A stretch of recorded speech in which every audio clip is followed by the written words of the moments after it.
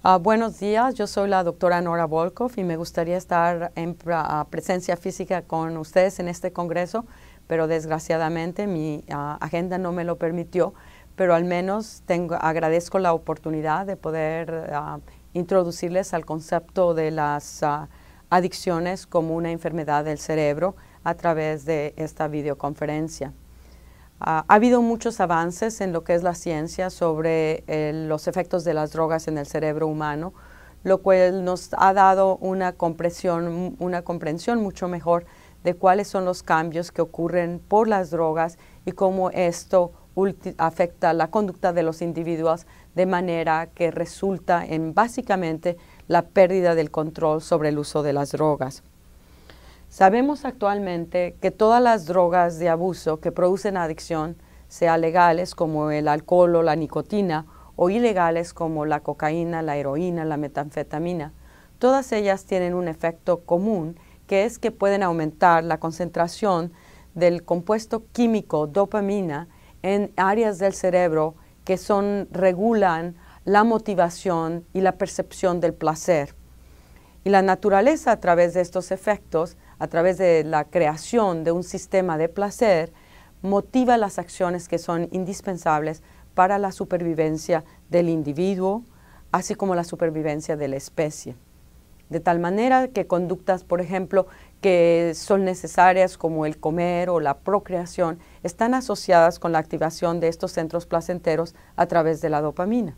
Y lo vemos en esta diapositiva, en cómo básicamente el sistema dopaminérgico conecta con este centro, que es uno de los centros más importantes del placer, así como en los centros de la corteza frontal que nos permiten ejercer decisiones y tomar acción.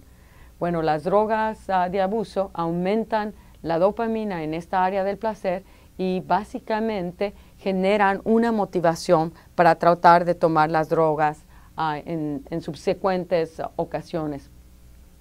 Los efectos de las drogas básicamente son mucho más poderosos que los estímulos fisiológicos, como puede ser la presentación de la comida, como puede ser la presentación de un objeto sexual o como puede ser de hecho el estrés. Y actualmente sabemos que curiosamente una situación de estrés puede aumentar el sistema dopaminérgico en este centro del placer y de allí que en algunas instancias la búsqueda de situaciones de estrés en sí misma puede ser placentera, algo que es particularmente problemático entre los jóvenes y adolescentes, en las cuales las sensaciones de estrés son asociadas como algo que puede llevar a la repetición de esos actos, y uno de los factores de estrés es la participación en conductas, por ejemplo, del uso de las drogas. Y este tipo de información, por ejemplo, debe conllevarnos a hacer intervenciones cuando hablamos de prevención que son específicas para adolescentes y específicas para adultos o para niños.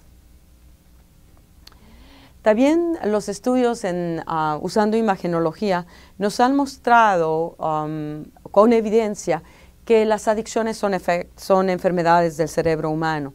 Está ilustrado en esta diapositiva usando una tecnología que se llama tomografía emisora de positrones, que permite mapear el consumo de la glucosa en los órganos de interés.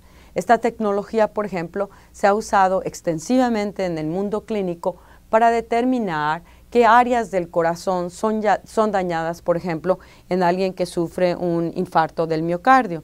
Y es exactamente lo que vemos en la parte inferior. Vemos un corazón normal. El consumo de la glucosa aquí está marcado dependiendo en alto grado o bajo grado. El músculo consume mucha glucosa y vemos, corresponde con el ventrículo. En este caso tenemos un individuo que sufrió un infarto del corazón y este área donde no hay consumo de glucosa corresponde básicamente donde hay daño de tal manera que el músculo ya no se contrae y por eso baja el consumo de la glucosa. Exactamente la misma tecnología se puede aplicar al estudio del cerebro humano. Y aquí vemos el cerebro de un sujeto normal. Hay gran actividad en esta parte superior que corresponde a la corteza frontal.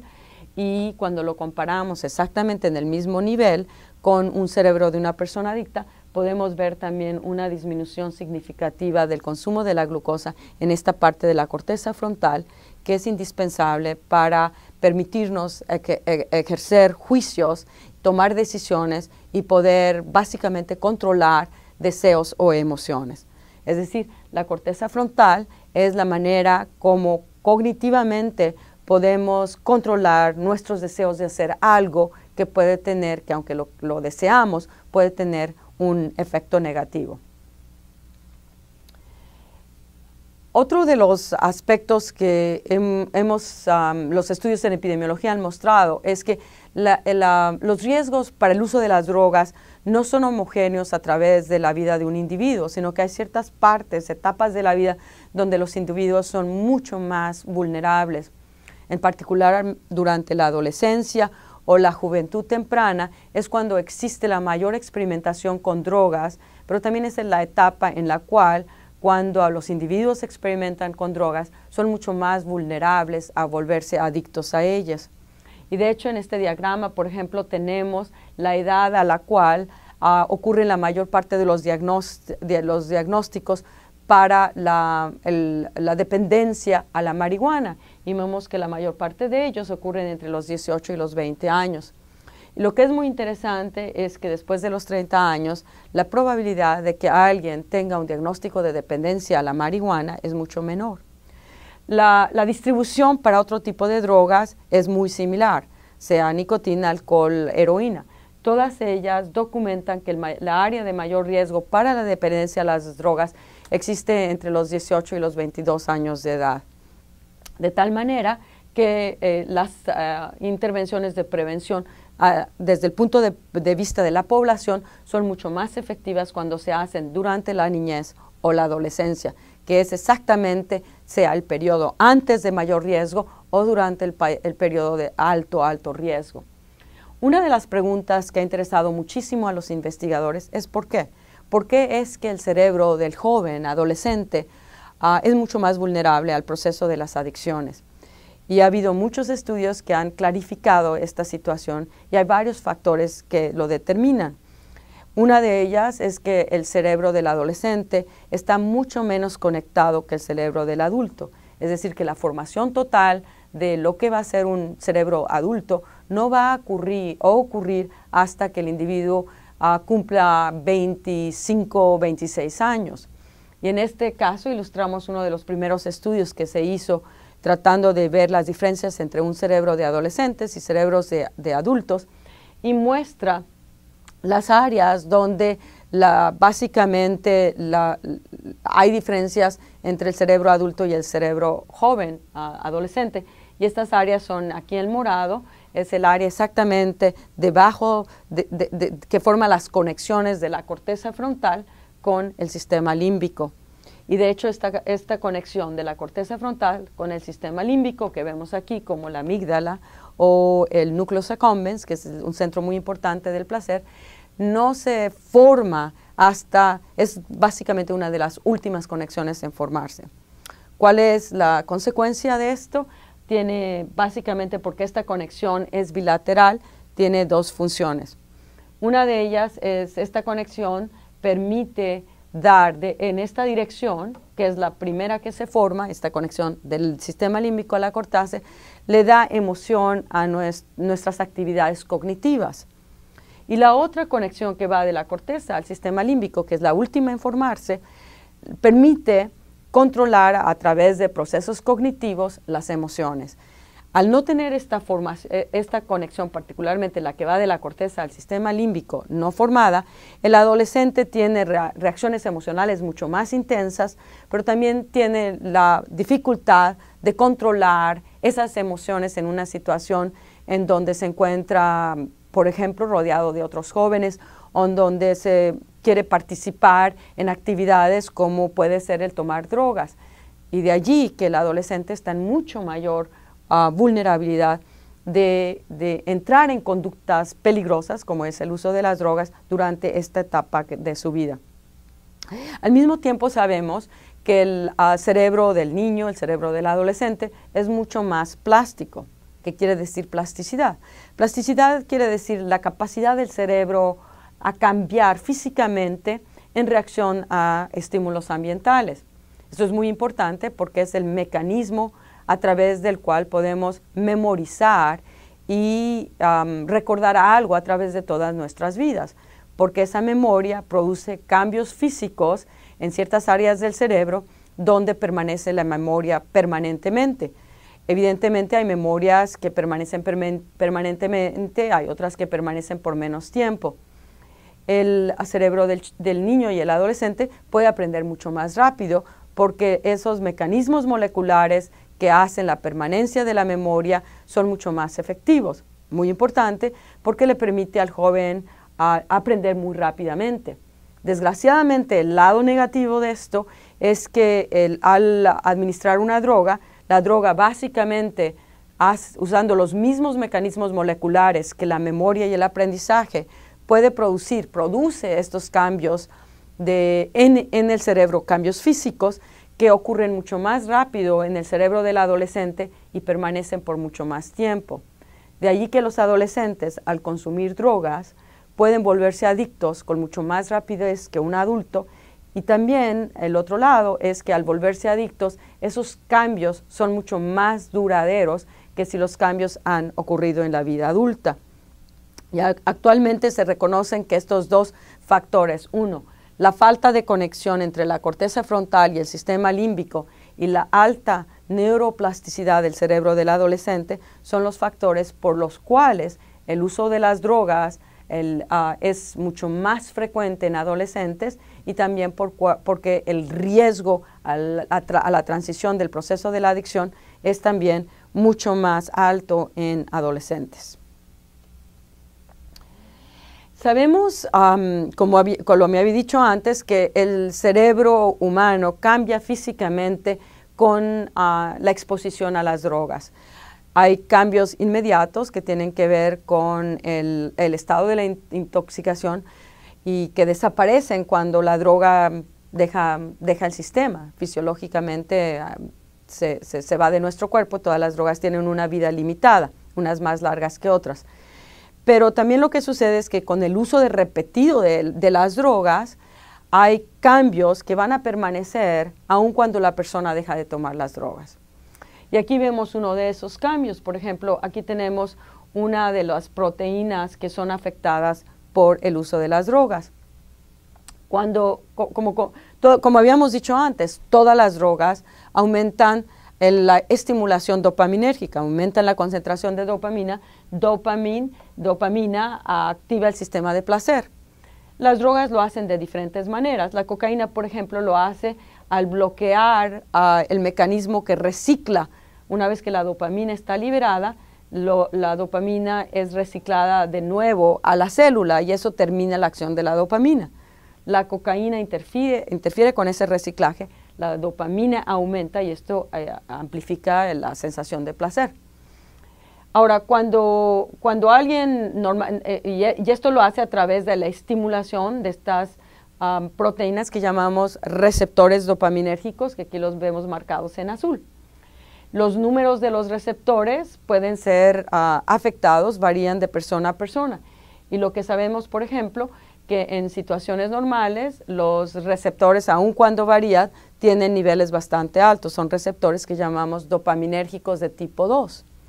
Y lo que se ha visto tanto en animales como en humanos es que el uso repetido de las drogas disminuyen los niveles de estos receptores, como lo vemos ilustrado de esta manera, y que se puede cuantificar usando la tomografía emisora de positrones. Aquí vemos la concentración de receptores dopaminérgicos de 2 en un sujeto control y aquí vemos la concentración de receptores dopaminérgicos de 2 en un sujeto adicto a la cocaína. Y como vemos aquí es donde existe la mayor concentración, vemos la disminución significativa de estos receptores en la persona adicta en ese caso a cocaína. Este efecto de la disminución de los receptores no solo ocurre en la cocaína, sino ocurre en la metanfetamina, en el alcohol, en la heroína y también en las personas adictas a la nicotina. En estudios en animales, por ejemplo, también se ha demostrado que al hacerlos dependientes a una droga, como ese es uno de nuestros estudios que hicimos en animales que estaban dependientes al alcohol, les podemos hacer un tratamiento genético. En los animales esto se puede hacer, en los humanos todavía no lo podemos hacer. Y lo que se hace es se inyecta el gene que codifica al receptor dopaminérgico D2 directamente en esta área del placer, núcleos accumbens. Esto hace que los receptores se aumenten, que la concentración se vaya para arriba, y es la tecnología que se está usando en este caso es de vida corta. A los 10 días ya se regresa a niveles basales, pero en el animal podemos volver a inyectar, que lo hicimos a los días 20, y los receptores se van para arriba. Cuando hacemos estos experimentos que aumentamos los receptores dopaminérgicos D2, lo que vemos es que hay una dramática reducción en el consumo de drogas. En este caso lo hemos mostrado, por ejemplo, para el alcohol, pero también lo hemos mostrado para la cocaína.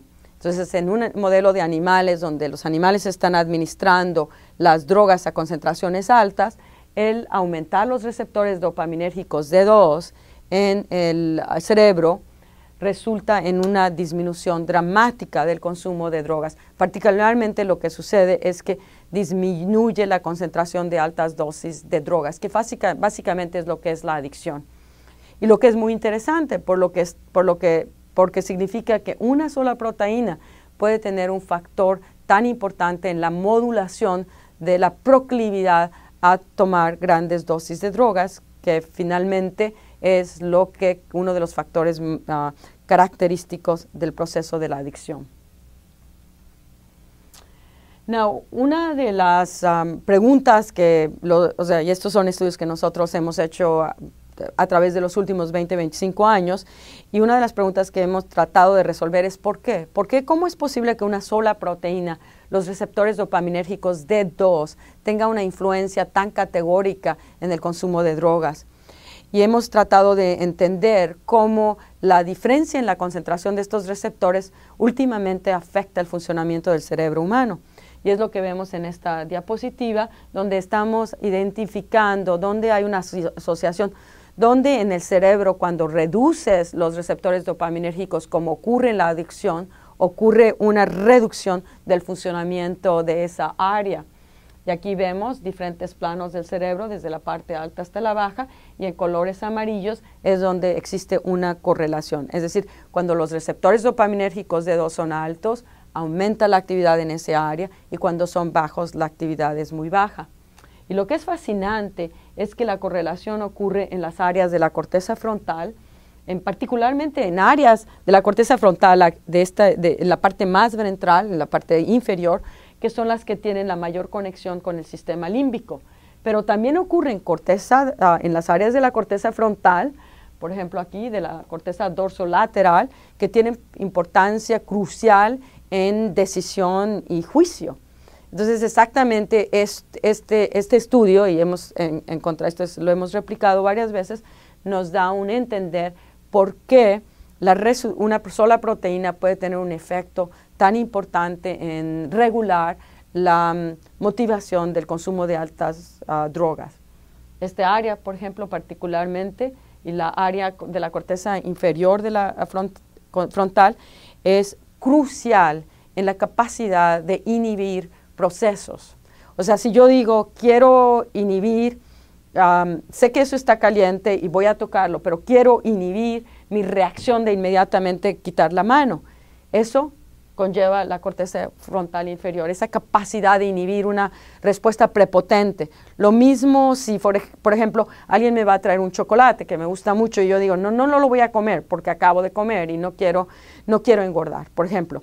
Entonces, esa capacidad mía de decir no lo voy a comer y poder inhibirlo es la corteza inferior frontal. Y esa área está modulada por los receptores dopaminérgicos D2, de tal manera de que si los receptores se van para abajo, este área no funciona adecuadamente, claramente interfiriendo con la habilidad del individuo de ejercer control sobre esos deseos. También los estudios han mostrado en adicciones que, si bien es cierto que el uso repetido de las drogas hace cambios en el cerebro que llevan a la adicción, hay factores que los están modulando. y hablábamos de los procesos, por ejemplo, del desarrollo humano, de la adolescencia, que el cerebro es distinto, que te hacen más vulnerable a estos cambios. También sabemos que factores genéticos pueden aumentar la vulnerabilidad o, por el otro lado, te pueden dar protección contra los procesos de la adicción. Y finalmente, siempre hemos sabido que el medio ambiente tiene un papel importantísimo en determinar factores de vulnerabilidad o de protección. Por ejemplo, este estudio de 2003 mostró en un grupo de 8.600 individuos que existe una correlación entre la exposición a factores estresantes, particularmente durante la niñez, y la vulnerabilidad para las adicciones. Estos investigadores mostraron que cuanto más efectos estresantes el niño tuvo durante el crecimiento, mucho mayor es el riesgo de la adicción. Entonces, lo que los estudios están tratando de entender es por qué. ¿Por qué los factores sociales estresantes pueden afectar nuestro cerebro humano de tal manera que nos hacen vulnerable a la adicción? Y este es uno de los estudios que nos muestra uno de los mecanismos por lo cual esto puede estar ocurriendo. En este caso, de nuevo, se miden los receptores dopaminérgicos D2 en animales, esos son changos, primates, que han vivido en aislamiento toda su vida, hasta la vida adulta. Los investigadores miden la concentración de los receptores dopaminérgicos D2 en el cerebro. Este es un animal, este es otro. Toman a esos animales y los mueven a un sistema social jerárquico, en unas jaulas donde hay varios animales. Y se esperan a que el sistema jerárquico se forme. Entonces unos se vuelven dominantes, otros se vuelven subordinados, y los vuelven a evaluar para medir la concentración de receptores dopaminérgicos. Y lo que encuentran es muy fascinante. Aquellos animales que se vuelven dominantes, hay un aumento en los receptores dopaminérgicos D2. En cambio, aquellos animales que se vuelven subordinados, los receptores dopaminérgicos no aumentan, no cambian y en algunas instancias se vuelven más disminuidos. Entonces toman estos animales que son dominantes, subordinados, y los llevan al laboratorio para ver si se administran cocaína. Y lo que encuentran es que aquellos animales con receptores dopaminérgicos altos no se administran cocaína, en cambio aquellos que tienen receptores dopaminérgicos bajos se administran cocaína a altas dosis, corroborando lo que los estudios en humanos habían mostrado, que efectivamente receptores dopaminérgicos bajos te vuelven mucho más vulnerable, pero identificando uno de los factores sociales, en este caso una intervención social de dominancia o de subordinado, que tienen que ver, que pueden afectar a estos receptores. Y lo que también es muy interesante es que esos dos animales, cuando están en aislamiento, también tienen receptores dopaminérgicos muy bajos, lo cual implica que, de nuevo, situaciones de estrés, como es el aislamiento o como es el ser subordinado a un dominante, pueden crear cambios biológicos en el cerebro que hacen a ese individuo particularmente vulnerable al uso de drogas, particularmente a gran concentración y a procesos compulsivos. Y como sabemos por los estudios que les acabo de mostrar, esto tiene que ver con la regulación de estas proteínas de nuestras cortezas frontales. Una de los, todo este tipo de información, o sea, cómo la tomamos y cómo la aplicamos para tomar una solución del problema de las drogas. Bueno, en la solución del problema de las drogas hay dos partes. Una es la prevención y la otra es el tratamiento de aquellos que no puedes prevenir el uso de las drogas y se vuelven adictos. Sabemos claramente que las intervenciones de prevención funcionan. Y en este caso, por ejemplo, lo estoy ilustrando en datos en los cuales que vienen del Monitoring the Future, que es un estudio que hemos estado haciendo en NIDA desde 1976, donde se monitorean los patrones del uso de droga en los jóvenes adolescentes y también su percepción sobre el riesgo que las drogas tienen. Y lo que muestra, esto es para la marihuana, el número de individuos de 18 años que han usado la marihuana en el último año y el número de individuos en rojo que perciben el consumo de la marihuana como dañino. y vemos que cuando hay menos individuos que perciben el consumo de la marihuana como dañino, hay más individuos que la fuman. Y esto se ha visto a través de todos estos años en los que hemos estado documentando estos patrones. Es decir, que intervenciones que le dan información al adolescente sobre los efectos dañinos de la droga de una manera que no sea exagerada, sino basada en evidencia, puede tener un efecto muy profundo en las conductas de estos jóvenes. Entonces, la prevención funciona. La prevención, también lo que los estudios han mostrado es que hay dos estrategias en la prevención. Una de ellas es estrategias para reducir los factores de riesgo y la otra es intervención que aumenten aquellos factores de protección. Entonces, hay que manejarlo desde ambos lados. Intervenciones para reducir factores de riesgo e intervenciones para aumentar los factores de protección. Por ejemplo, y en cada uno de ellos, tanto disminución de los factores de riesgo como el aumento de factores de protección, hay intervención a nivel individual, de la familia, de la escuela y de la comunidad. Por ejemplo, factores de la comunidad, como lo estamos mostrando, uno de ellos pueden ser elementos de educación al público sobre los efectos de las drogas, en una manera, de nuevo, objetiva, que no sea exagerada, porque esos pueden tener efectos negativos. Disminuir los factores de estrés en la comunidad, la pobreza, la falta de alternativas, son factores que van a crear un aumento de la probabilidad del individuo de volverse adicto.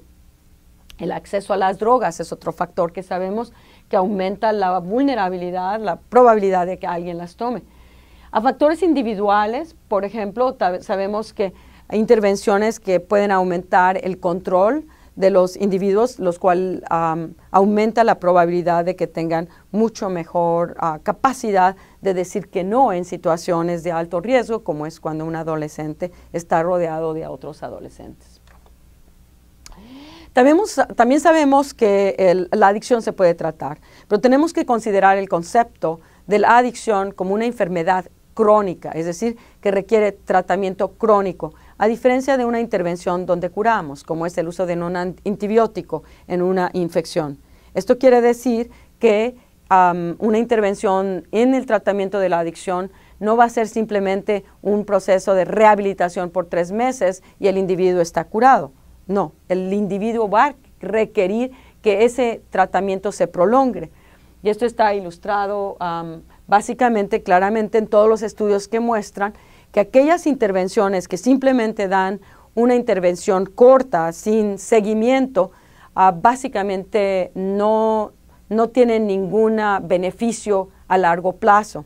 En cambio, aquellas intervenciones que tienen un proceso de permanencia, tienen mucho mejor resultados a largo plazo.